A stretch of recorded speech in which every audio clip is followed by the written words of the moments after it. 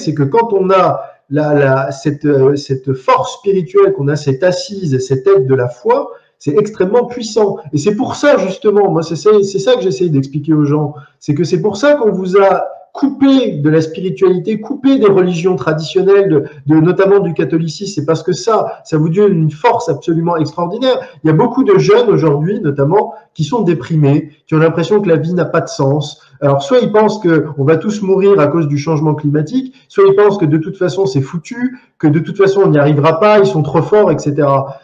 Ou qui pensent que la vie n'a pas de sens. Mais ça, c'est parce que vous n'êtes pas chrétien. Si vous étiez chrétien, vous sauriez déjà que la vie a un sens, puisque cette vie qu'on est en train de vivre là, elle est la préparation de la vie éternelle qui vient après.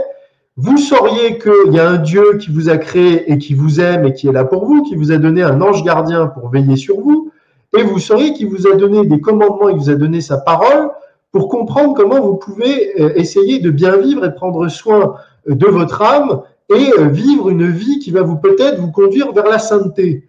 Donc vous avez toutes les cartes en main, mais ça, il faut que vous soyez prêt à aller vers ça. Et justement, tout est fait pour vous détourner de ça. Donc je dis, si vous avez cette recherche et vous sentez ce manque, mais il y a peut-être des réponses qui existent dans la religion traditionnelle et notamment le catholicisme. Ça, c'est quelque chose qu'il faut. Et en fait, les gens, moi, je constate parfois quand je dis ça, les gens sont prêts à tout essayer. Ils sont prêts à aller chez le psy. Ils sont prêts à aller en méditation au Tibet ou je sais pas quoi. Ils sont prêts à partir élever des canards au fin fond du Larzac.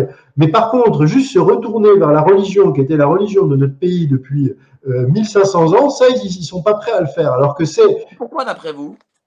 Mais parce que le problème du catholicisme notamment, c'est que ça va complètement à rebrousse-poil de toutes les tendances de l'homme moderne. C'est-à-dire, on en parlait tout à l'heure, l'homme moderne, on lui dit jouissez sans limite, il n'y a plus de limite, le plaisir. La religion catholique, elle dit, au contraire, méfiez-vous de ça, ça peut vous conduire au péché, vous devez faire preuve de discipline et de vigilance et de sobriété. Alors les gens ne veulent pas entendre ça. Ensuite, il y a l'idée qu'il faut obéir à une autorité supérieure. Aujourd'hui, les gens refusent même des choses comme, par exemple, de dire que le genre est objectif, qu'on est un homme ou on est une femme. Et chacun est dans je définis ma propre réalité, je suis moi-même créateur de ma propre norme. Donc si on leur dit non seulement il y a une norme qui est fixée par une autorité supérieure et vous devez obéir à cette norme, aujourd'hui ça va à l'encontre de tout ce que les gens veulent faire.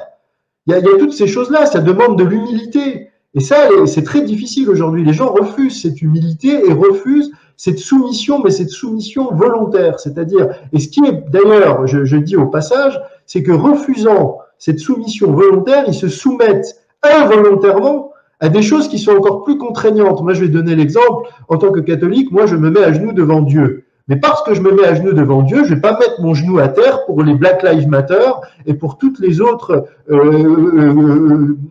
folies sociétales qu'on cherche à nous imposer.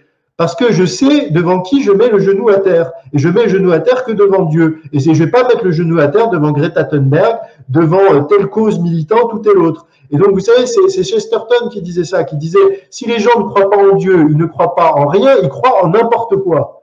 Donc, c'est ça qui est très important, c'est qu'aujourd'hui, les gens pensent qu'en fait, ils sont plus dans le religieux, mais en fait, ils sont dans le religieux et ils acceptent des choses qui sont parfois beaucoup plus contraignantes que ce que demanderaient les religions traditionnelles.